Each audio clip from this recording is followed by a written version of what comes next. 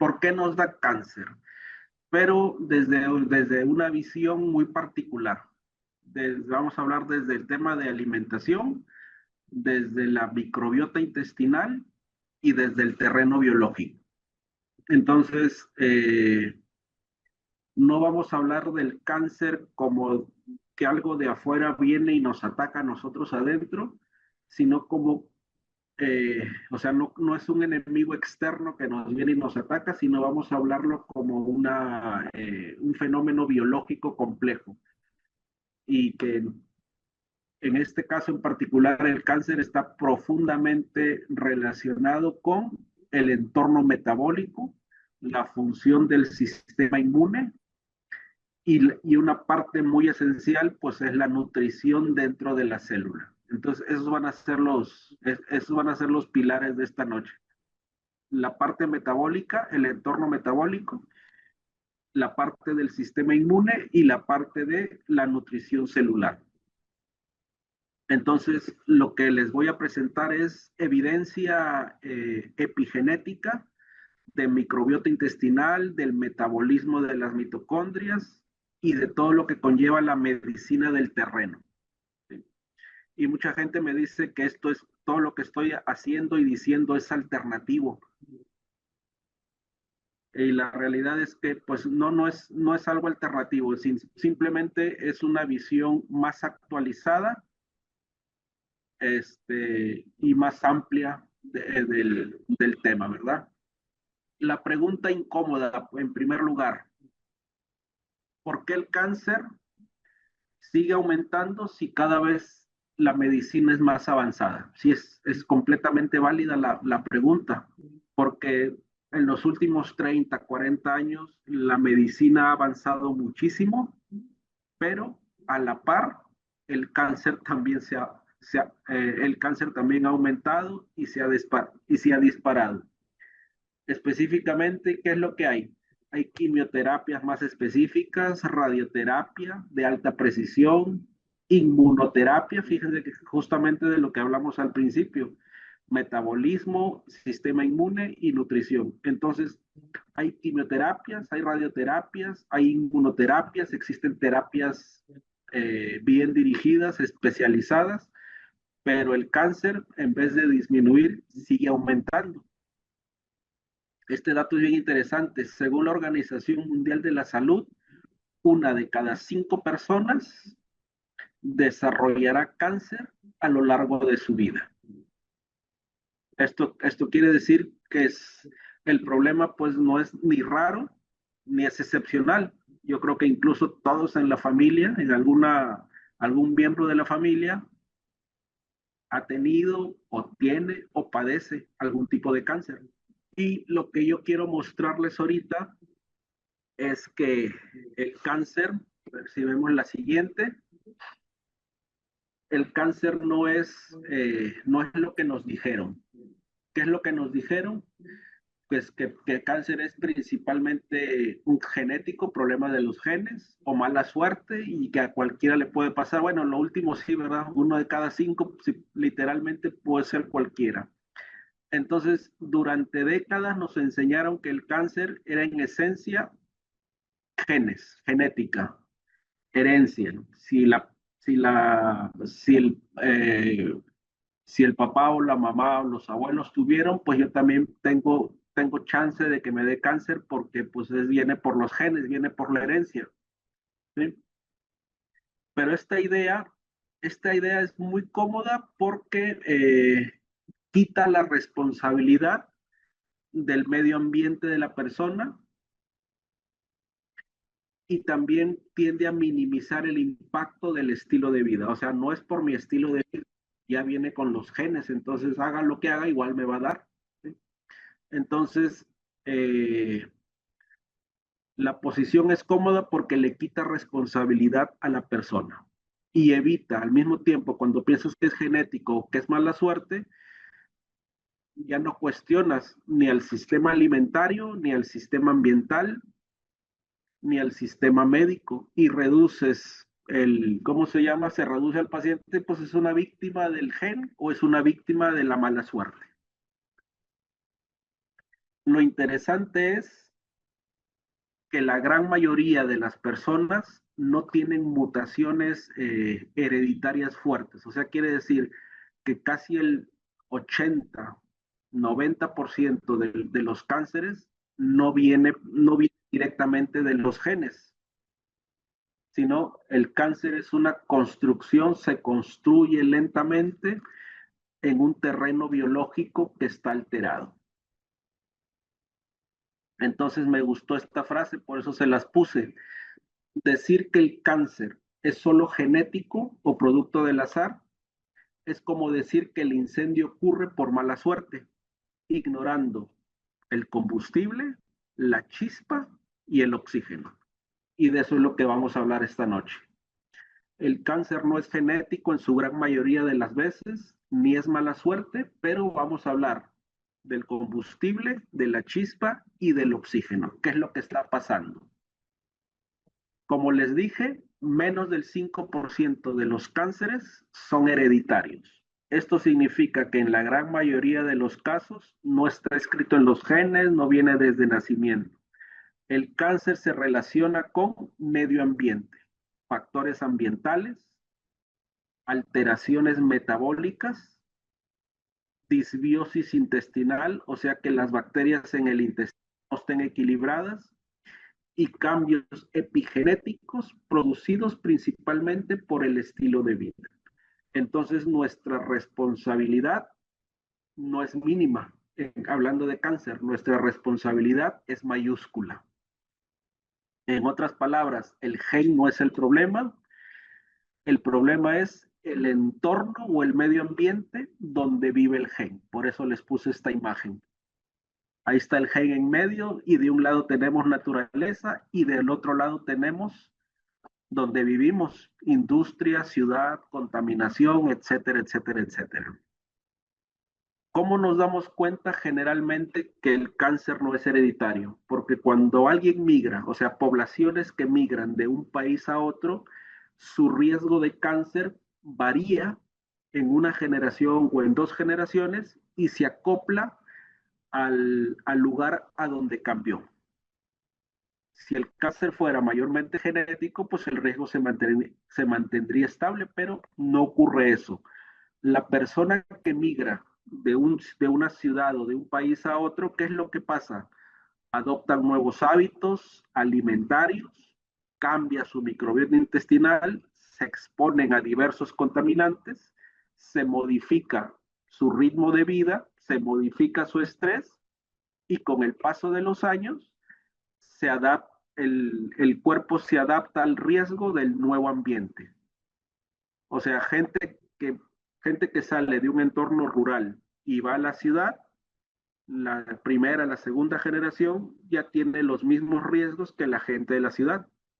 Y la gente que sale de la ciudad y se va a un ámbito más natural o más rural, pues su riesgo también empieza a disminuir.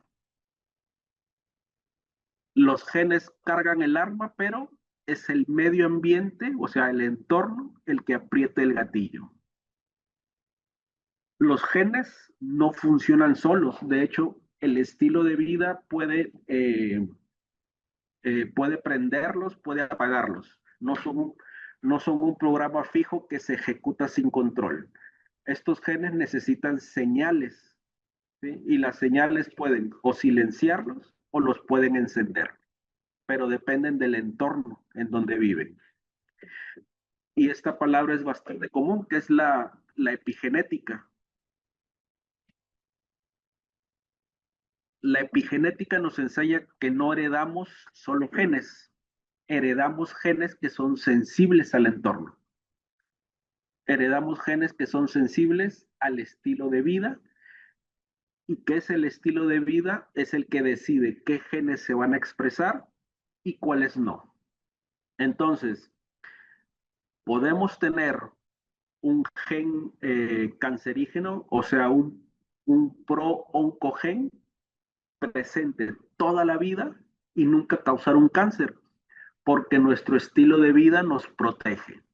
Y al contrario, podemos no tener ningún pro-oncogen de manera predispuesta, de manera hereditaria, pero ponemos al cuerpo, ponemos al entorno, ponemos al terreno biológico en un entorno desfavorable y el gen cambia y se activa el pro-oncogen.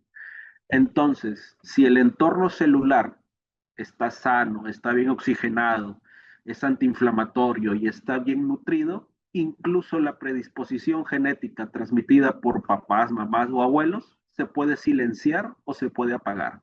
Eso es lo importante de la epigenética. Entonces, aquí está. El problema no es tener el gen, ¿sí? Porque la gente luego ahí va a hacerse estudios genéticos para ver el cáncer. No, puedes tenerlo, puedes no tenerlo, ese no es el problema. El problema es vivir en un entorno que lo despierte. Ese sí es el problema, hablando de cáncer.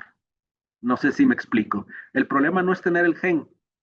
Todos los tenemos. La gente habla del gen Carras y de muchos tipos de genes. ¿Sí? El problema no es tenerlo.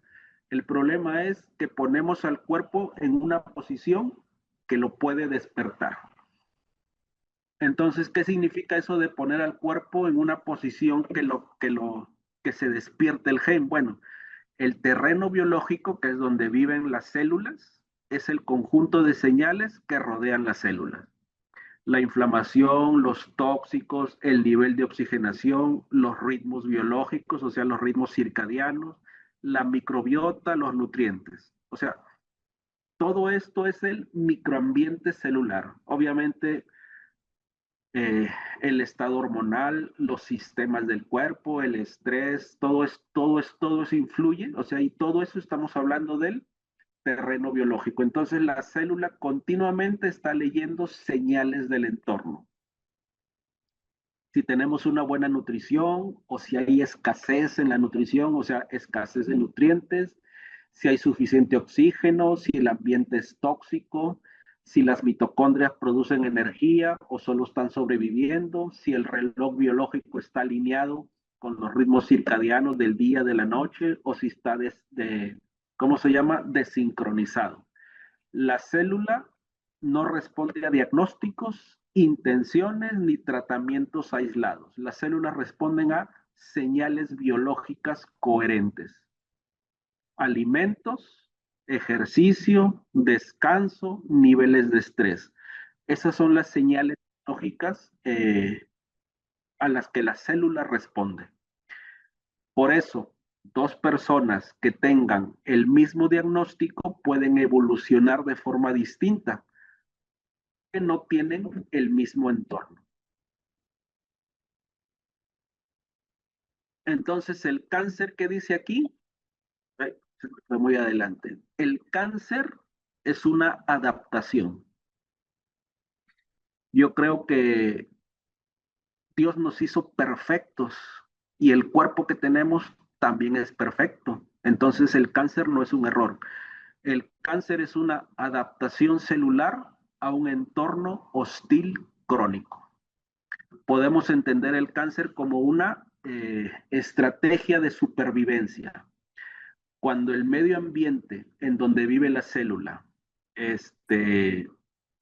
no respira bien, o sea, deja de permitir una respiración mitocondrial eficiente, entonces el cuerpo entra en una fase de adaptación. La célula es un ser vivo, la célula quiere vivir. Entonces no le damos condiciones adecuadas, la célula antes de morirse se va a adaptar. Y esa adaptación es lo que llamamos muchas veces cáncer.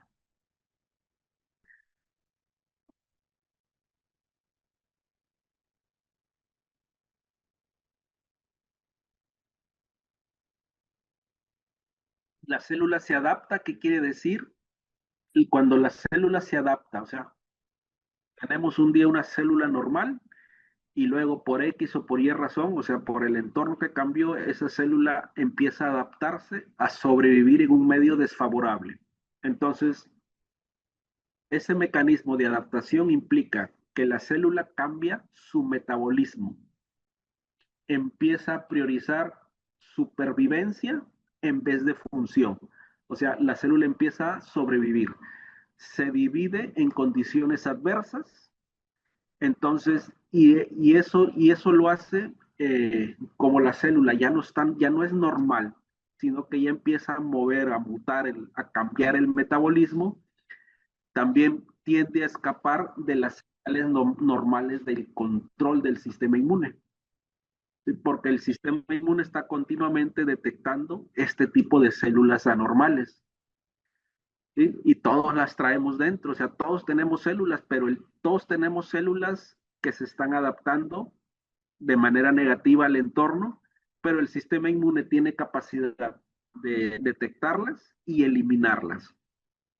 Entonces, la célula, o sea, nuestro cuerpo no nos quiere causar un cáncer. El entorno celular o las células lo que quieren es sobrevivir. Entonces, desde este punto de vista del cáncer como una adaptación, eh, el cáncer no aparece porque algo salió mal de repente. Aparece porque durante muchos años el terreno biológico, o sea, nuestro cuerpo, dejó de ser compatible con una vida celular normal. ¿Sí? ¿Y cuál es una de las primeras cosas que suceden? Inflamación crónica. La inflamación crónica daña el ADN, o sea, el material genético de la célula, activa el crecimiento celular y se bloquea la apoptosis. ¿Se acuerdan que les dije que el sistema inmune continuamente está detectando estas células anormales para matarlas? Bueno, esa es la apoptosis, o sea, la muerte celular programada. La célula, el sistema inmune detecta y el sistema inmune mata, manda señales para que la célula solita se autodestruya. Esa es la apoptosis celular. Cuando el cuerpo vive inflamado de manera crónica, ocurren estos sucesos. El daño continuo al ADN. La inflamación crónica activa radicales libres, activa estrés oxidativo y el ADN se daña. Y aquí, en este evento, la alimentación es fundamental. No me voy a meter porque lo vamos a hablar un poquito más adelante. Entonces, cuando hay inflamación crónica, lo puse, es un poco de ciencia, pero lo puse porque es importante y al final lo van a ver porque es importante. Cuando tenemos inflamación crónica, se activan algunos receptores, algunos interruptores biológicos. Por ejemplo, se activa este, que es el factor nuclear kappa beta, y se activa el STAT3. Es un transductor de señal activador de transcripción 3. ¿Y eso qué es? Estas son las vías que mantienen a la célula en modo inflamación, inflamación crónica. El factor, eh, el factor nuclear kappa beta y el STAT3 mantienen a las células en modo inflamación crónica.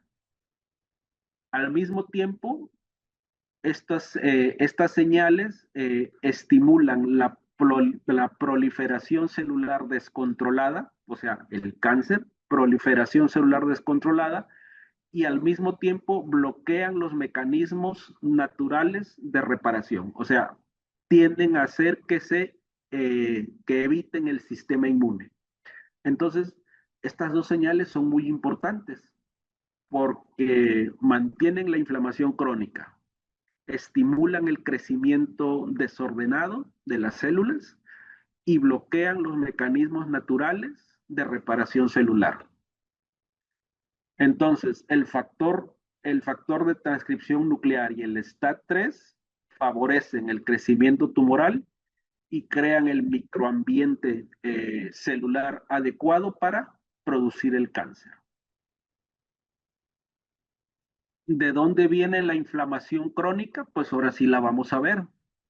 Alimentación inflamatoria, alimentación proinflamatoria, disbiosis intestinal, estrés crónico, falta de sueño, toxinas y metales pesados. De ahí es de donde viene la inflamación crónica. La inflamación crónica viene de la dieta, ultraprocesados, grasas saturadas, de la disbiosis, del estrés, de la privación del sueño exposición a tóxicos, y todo esto genera un estado en el cuerpo proinflamatorio.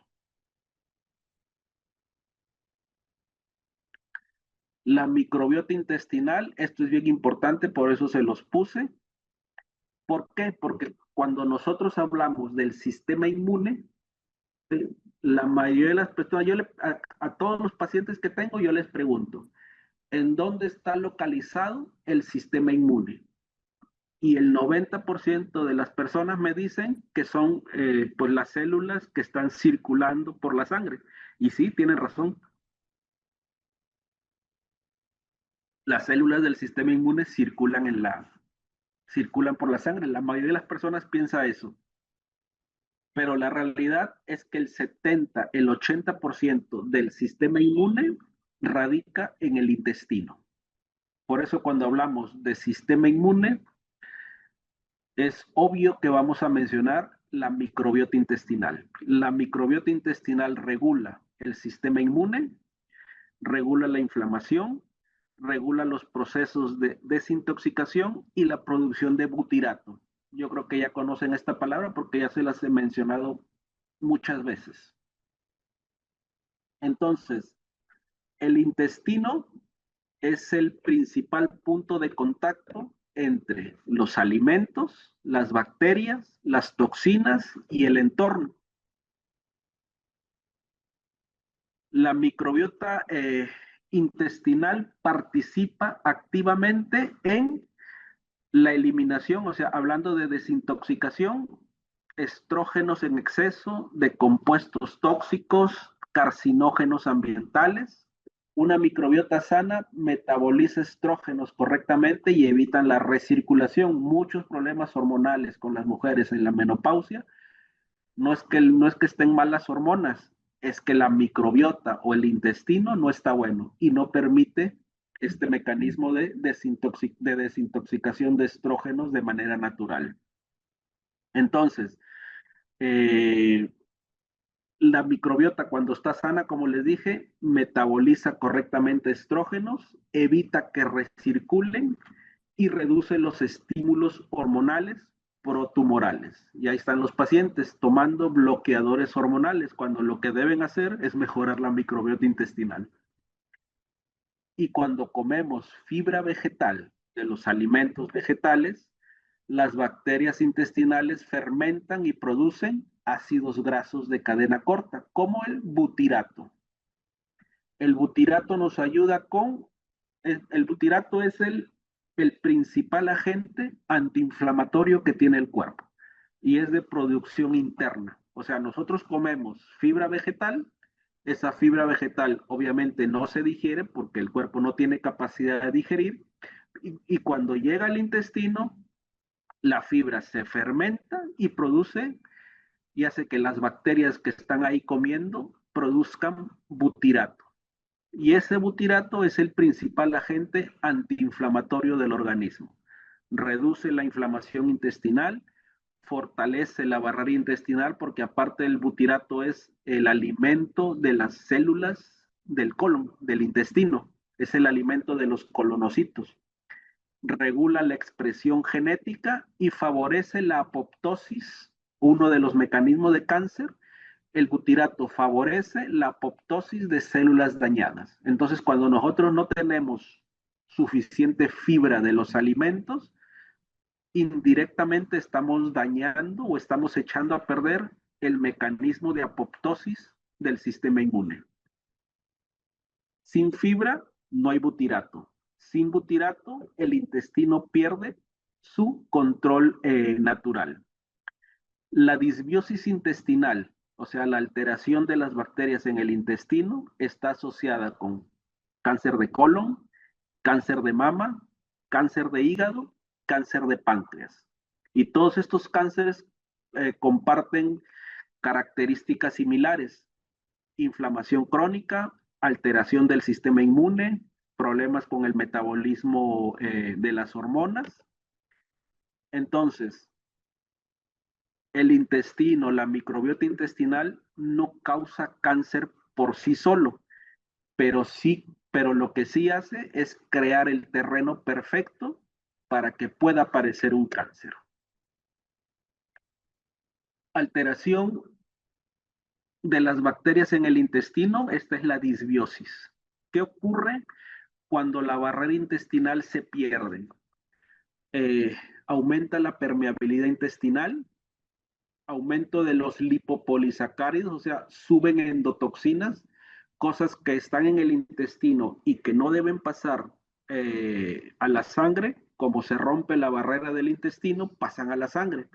Entonces, pasan restos de comida, pasan bacterias incluso enteras, por eso a veces cuando hago pruebas de microscopio de campo oscuro, podemos ver literalmente bacterias que están en la sangre, así literal, bacterias, bichos que están circulando libremente en la sangre.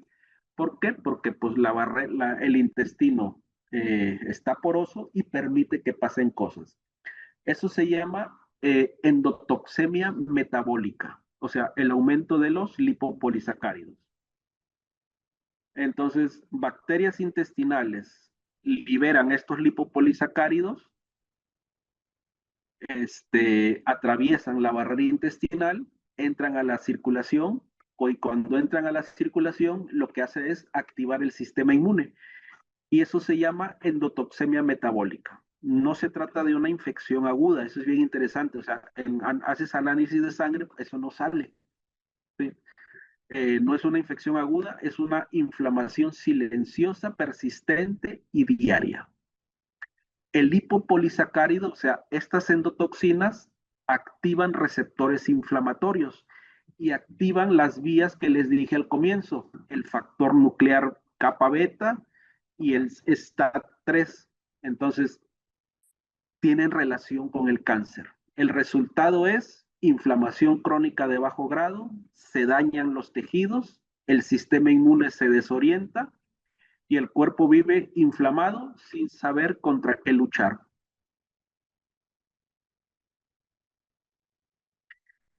Estos mecanismos que provocan la disbiosis, la permeabilidad intestinal, las endotoxinas y la baja vigilancia inmunológica favorecen la carcinogénesis.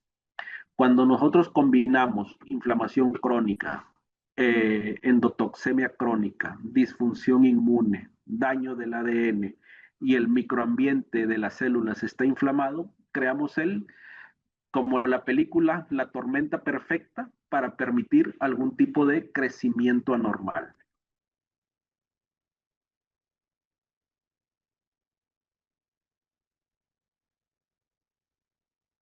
Esto es importante, hacer una mención especial al butirato, que es el gran olvidado.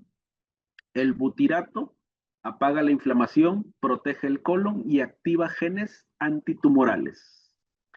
El butirato es una molécula esencial para la salud intestinal y obviamente para la salud sistémica. El cuerpo no tiene capacidad de producirlo solo. Como les dije, se produce, nosotros comemos fibra, esa fibra llega al intestino, bacterias fermentan y producen el butirato. Por eso el butirato está directamente relacionado con alimentación alta en fibra vegetal. Y con, entonces, alimentación alta en fibra vegetal, microbiota saludable, prevención de cáncer. Esos son los tres pasos. El butirato, como ya les había dicho, es la fuente principal de energía para el colon, eh, regula genes que son supresores del cáncer. O sea, el butirato no cura los genes, el butirato lo que hace es modular la expresión de los genes. Por ejemplo, el butirato modula la expresión del P21, que es un regulador también del ciclo celular, apoya también la expresión del GP53, que es como un guardián del genoma. El GP53 es un gen que está en muchos tipos de cánceres. Cáncer de mama, cáncer de colon, cáncer de ovario, cáncer de piel, cáncer cerebral, cáncer de pulmón. Está en muchos tipos de cánceres y yo le digo a los pacientes, es como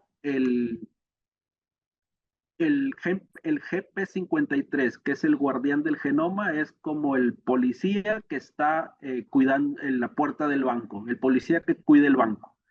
No entran los ladrones porque hay un policía ahí cuidando el banco. En el momento que ese policía no está a cambio de turno, se fue al baño, pueden entrar los ladrones a robar el banco. Ese es el GP53.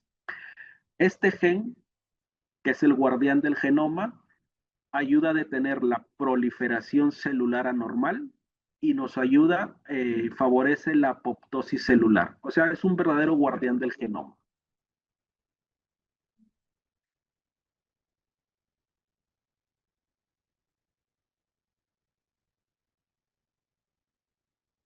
Entonces, ¿por qué alimentación basada en plantas? Por la sencilla razón de que una alimentación basada en plantas disminuye el riesgo de cáncer hasta 40%, de un porrazo, 40%. ¿Por qué? Porque es rica en fibra, que alimenta las bacterias intestinales, que producen butirato, y que eso tiene protecciones adicionales, GPs como el GPs, como el gen P53. La alimentación basada en plantas, muchas personas creen que el beneficio de una alimentación basada en plantas está en quitar la carne. Pues suena obvio, ¿verdad? Pero la explicación real es que el verdadero impacto de una alimentación basada en plantas es por toda la diversidad de materia prima que se le añade en la alimentación. O sea, no es lo que se elimina, es lo que es todo lo demás que llega con la alimentación. Estamos hablando de patrones dietéticos. Los patrones dietéticos basados en plantas aportan cosas que una alimentación tradicional ha perdido casi por completo, que es la fibra fermentable, los polifenoles, los antioxidantes, los fitonutrientes, que son señales antiinflamatorias. Por eso es que las personas que siguen este tipo de alimentaciones tienen hasta 40% menos riesgo de cáncer, no porque coman perfecto, sino porque cultivan el terreno biológico adecuado y ese terreno biológico se vuelve hostil para cualquier tipo de mutación en las células. Otra cosa bien importante, la alimentación basada en plantas no promete inmunidad. O sea, tú vas a hacer un cambio de alimentación para volverte inmune al cáncer, ¿no? Pues eso tampoco existe, ¿sí? Se disminuye el riesgo, ¿sí?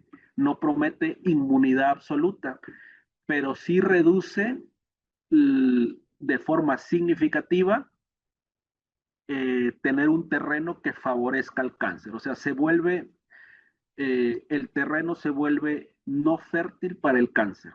¿Sí? ¿Qué pasa cuando no tenemos fibra a nivel intestinal? Sin fibra, pues no hay butirato, favorece la inflamación y se altera el terreno. Y esto, ojo, esto no pasa de un día para otro. Estos son años, décadas, 10, 20, 30 años, 40 años, y es donde detona el problema. Entonces la fibra no es un relleno y tampoco es lo que venden en las farmacias o en el súper, o sea, no son botes con polvos. La fibra es la fibra de los alimentos, o sea, de las frutas, de las verduras, de las legumbres, de los tubérculos. Todo eso, tenemos miles de tipos de fibra. ¿Sí? No estamos hablando del plántago, del metamucil, ese tipo de cosas. Tiene una sola fibra. Es bueno, te ayuda a ir al baño, pero aquí estamos hablando de la fibra de los alimentos vegetales. Eh, Cuando no tenemos fibra fermentable, todas las bacterias beneficiosas del intestino se quedan sin sustrato. Entonces, cuando se quedan sin sustrato, la producción de butirato se disminuye o cae. Se debilita la mucosa intestinal, empeora, o mejor dicho, hay mayor permeabilidad intestinal y se inicia el proceso de inflamación crónica local en el intestino. Cuando no tenemos, eh, cuando no tenemos suficiente fibra de los alimentos vegetales, esto sí es bien interesante, bien importante. Cuando no hay fibra, las bacterias cambian de alimento. Las bacterias van a comer lo que nosotros le demos. Entonces, cuando nosotros no le damos fibra a los alimentos, las bacterias cambian de alimento y empiezan a fermentar proteínas y residuos nitrogenados. Esto se llama fermentación pútrida o fermentación putrefactiva. Este tipo de fermentación no es ideal porque va a generar metabolitos que son irritantes, metabolitos que favorecen inflamación, se altera el pH a nivel intestinal y el intestino entra en modo de supervivencia. El exceso de fermentación proteica, o sea, de fermentación pútrida, aumenta metabolitos tóxicos, se asocian con daño intestinal, hepático, metabólico. Entonces, eso es bien interesante. Eso es lo que pasa cuando no tenemos fibra de los alimentos vegetales. Otra cosa bien interesante es otro, eh, otra causa no tan reconocida es la presencia de metales pesados, metales que son tóxicos, principalmente mercurio, plomo, cadmio, aluminio. ¿Qué es lo que hacen esto? Alteran a las mitocondrias, que son las centrales energéticas de las células. Los metales pesados se unen a a las enzimas mitocondriales y bloquean la producción de energía. Cuando bloquean la producción de energía celular, la célula empieza a trabajar de manera ineficiente, o sea, con, con, con poca luz o con apagones, pues nadie trabaja bien, entonces ninguna fábrica trabaja bien. Entonces la mitocondria, que es la fábrica de energía de la célula, tampoco trabaja bien.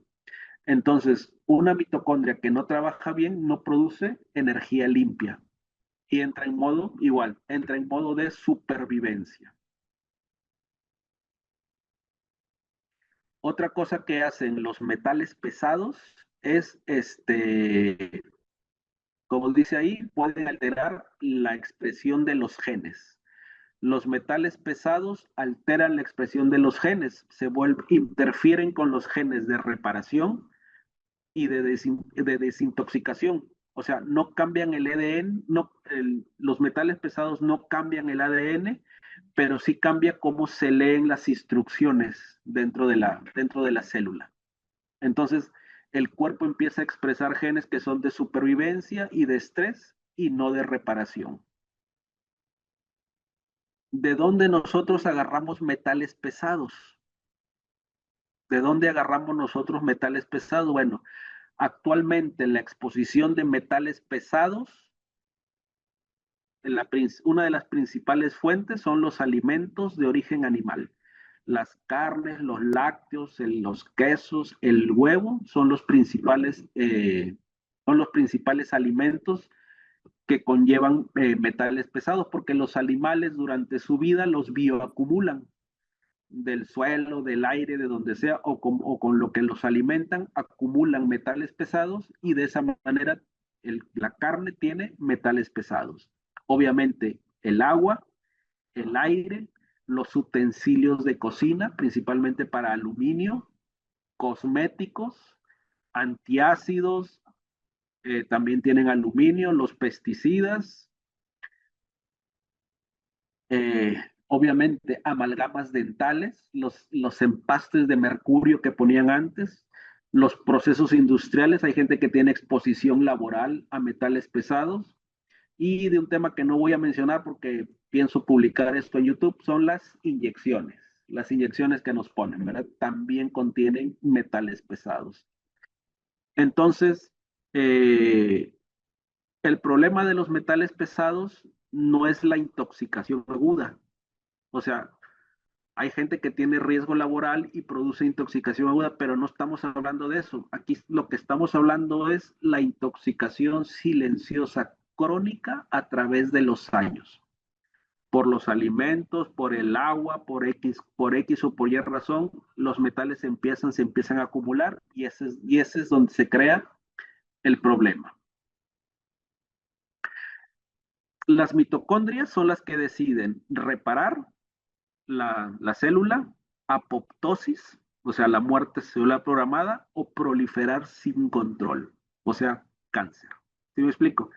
Las mitocondrias deciden si se repara, si se muere o si se empiezan a reproducir sin control las células. Entonces, cuando las mitocondrias funcionan bien, la célula se repara. O cuando la célula se daña, la célula se elimina, el mecanismo de apoptosis. Pero cuando las mitocondrias están dañadas, falla la reparación, la apoptosis se bloquea y la célula entra en modo de supervivencia. Entonces, a finales de cuentas, el cáncer es una enfermedad metabólica. La célula cambia su metabolismo y la célula pierde el control de su propio crecimiento. Cuando una célula vive en modo de inflamación crónica, está expuesta a toxinas, no le llega suficiente oxígeno, tiene mitocondrias disfuncionales, entra en modo de supervivencia y en modo de fermentación.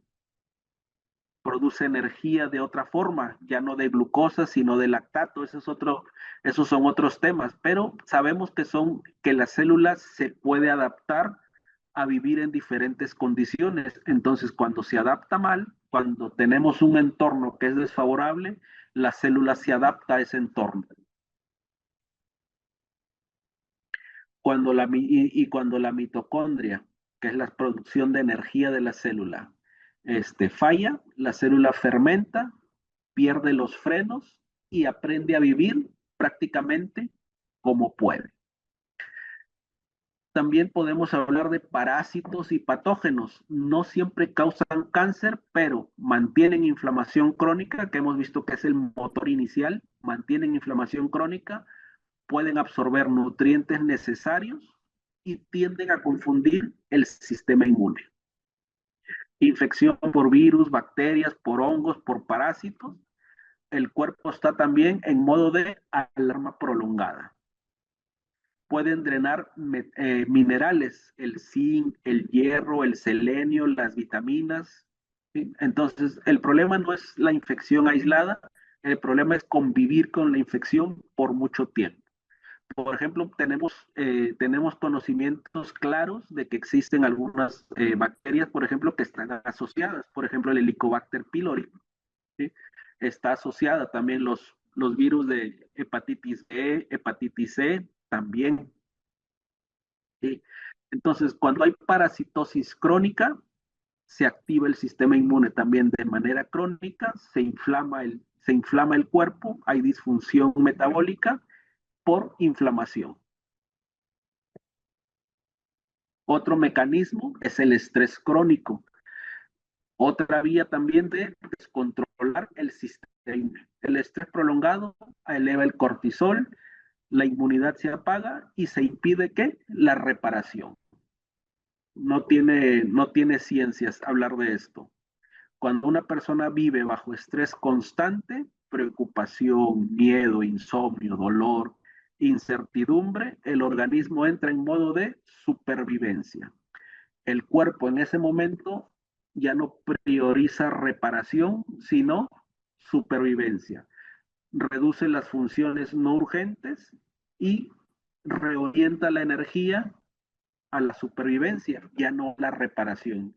Entonces, el problema no es el estrés agudo, por X o por Y razón que todos podemos tener. El problema es vivir meses, vivir años bajo estrés crónico.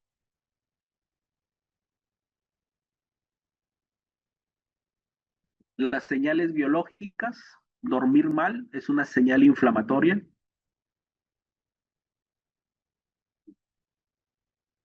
Porque el cuerpo se repara de noche. Dormir no solo sirve para descansar, dormir es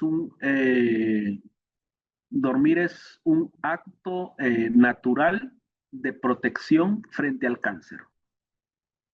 Dormir es un acto natural de protección frente al cáncer. Cuando dormimos menos de 6 horas, el cuerpo se desincroniza.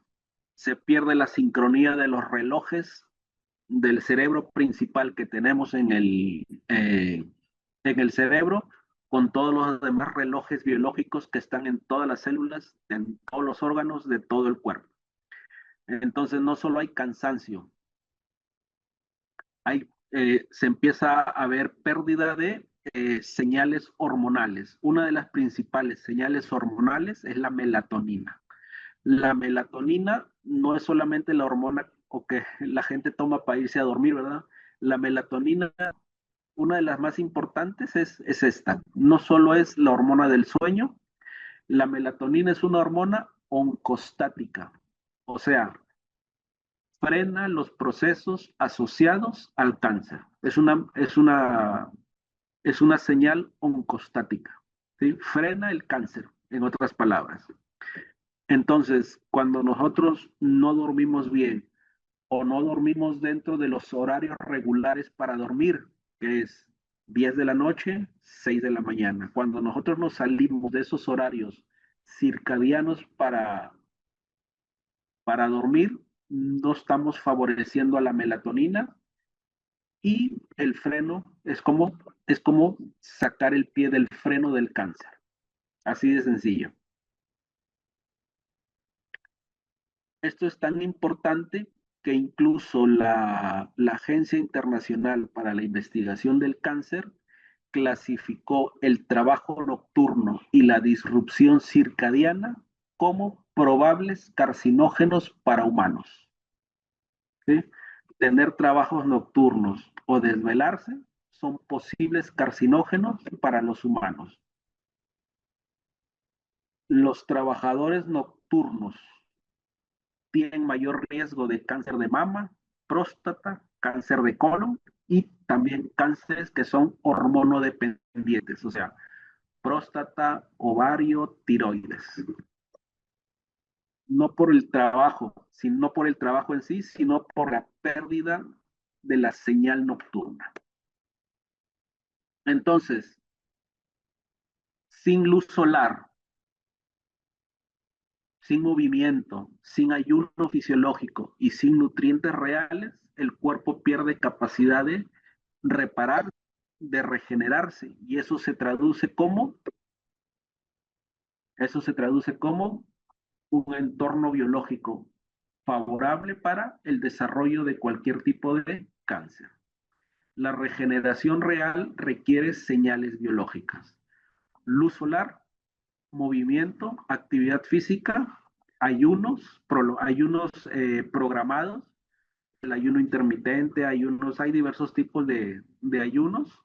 ¿Por qué? Porque el ayuno favorece los procesos de autofagia, que se renueve el sistema inmune. Entonces, sin estas señales, el cuerpo pierde capacidad de reparación. Y ahora viene lo interesante. Entonces, ¿de qué se trata esto? ¿De atacar el tumor? Porque eso es lo que hace la medicina convencional, atacar el tumor o restaurar el terreno. Atacar el tumor sin modificar el terreno es como cortar la maleza sin cambiar el suelo. Al rato vuelve a crecer, ¿sí? Cortas la maleza, pero no estás sacando la raíz. La medicina del futuro, eso es lo que hace. Integra el tratamiento médico, es completamente válido, pero hay que restaurar el ecosistema biológico, o sea, el terreno. La medicina moderna es muy buena apuntando. La medicina del terreno es la que entiende dónde disparar y por qué. ¿Se puede prevenir el cáncer? Pues claro que sí. El World Cancer Research Fund dice que hasta el 40% de los cánceres son completamente prevenibles. Y lo menciona en su página: estilo de vida, nutrición, actividad física y reducción de tóxicos. Muchos cánceres son prevenibles cuando se cuida el terreno. Los 8 remedios naturales, ¿verdad? Luz solar, evitar tóxicos, ritmo circadiano, descanso, alimentación basada en plantas. Ya vimos por qué es importante. Entonces, el cuerpo no falla, el cuerpo se adapta a lo que le damos. El cuerpo está adaptándose constantemente a las señales que recibe. Cada célula, cada tejido, cada sistema está respondiendo a lo que comemos, a lo que respiramos, cómo estamos durmiendo, cuánto estrés tenemos o mantenemos y qué tan inflamado está el terreno. Las señales hormonales, las señales metabólicas también son importantes. O sea, cuando todo ese entorno es hostil, el cuerpo, pues no te mueres, pero el cuerpo, cuando todas las señales son hostiles, obviamente no te mueres, el cuerpo se adapta. Y en esa adaptación es donde se refleja como enfermedad. La pregunta correcta no solo es diagnóstica, o sea, ¿qué cáncer tengo? ¿Qué tumor tengo? O sea, la pregunta no es diagnóstica, la pregunta es biológica y temporal, o sea, ¿qué entorno le enseñé a mis células durante años? Porque acuérdense, las células, o sea, están respondiendo al entorno que le dimos porque tienen capacidad de adaptación. Entonces, el cáncer realmente lo que nos hace es obligarnos a mirar hacia atrás y preguntarnos qué señales he repetido durante tantos años. ¿Qué es lo que hacemos nosotros? Terapias regenerativas, no para atacar el tumor, sino para restaurar el terreno. Mejoramos la oxigenación de las células, reducimos inflamación sistémica, modulamos sistema inmune, reactivamos el metabolismo de las mitocondrias y apoyamos la desintoxicación profunda. O sea, lo que apuntamos es optimizar el terreno para mejorar la respuesta biológica. ¿Qué es lo que utilizamos? Me gusta utilizar el ozono, tiene diversas formas de aplicación, rectal, intravenoso, hiperbárico. ¿Sí? El cáncer prospera en hipoxia, o sea, en ambientes donde hay poco oxígeno, y el ozono lo que hace es poner oxígeno en los tejidos. El oxígeno es una señal biológica, mejora la oxigenación, modula la inflamación crónica, o sea, tiene capacidad de modular inflamación y también activa mecanismos que son anticancerígenos. Otra herramienta que yo utilizo es la megadosis de vitamina C, que produce un estrés selectivo en las células tumorales. La vitamina C genera peróxido, que es selectivo tumoral. También utilizo curcumina intravenosa, que es un antiinflamatorio, modulador de la señal. Me gusta utilizar azul de metileno con luz, ¿sí? Porque el azul de metileno con luz mejora las mitocondrias, o sea, estimulación mitocondrial. ¿Sí? ¿Y cuál es el objetivo de todo esto? Restaurar señalización energética y mejorar el entorno celular. Quelaciones para metales pesados, desintoxicación iónica, saunas, campos magnéticos. ¿Qué es lo que hacen? Disminuir el estrés oxidativo, mejorar la función mitocondrial y apoyar mitocondrias. Reducir la carga tóxica. Cuando nosotros hacemos muchas cosas para reducir la carga tóxica, estamos mejorando la función mitocondrial y al mismo tiempo mejorando la función inmunológica. Entonces, los campos magnéticos, el sauna, las quelaciones, todo eso busca restaurar la coherencia biofísica. No solamente somos parte física, sino que estamos vivos. Entonces hay que restaurar la coherencia biofísica, no nada más eliminar sustancias. El cáncer no es el enemigo, sino es el mensajero que nos dice cómo hemos vivido en los últimos años. No aparece de la nada, es la respuesta de una célula a años de inflamación, toxicidad, hipoxia y pérdida de señales regenerativas. Y les vuelvo a decir, no es un error del cuerpo, es una adaptación a un terreno que dejó de ser habitable.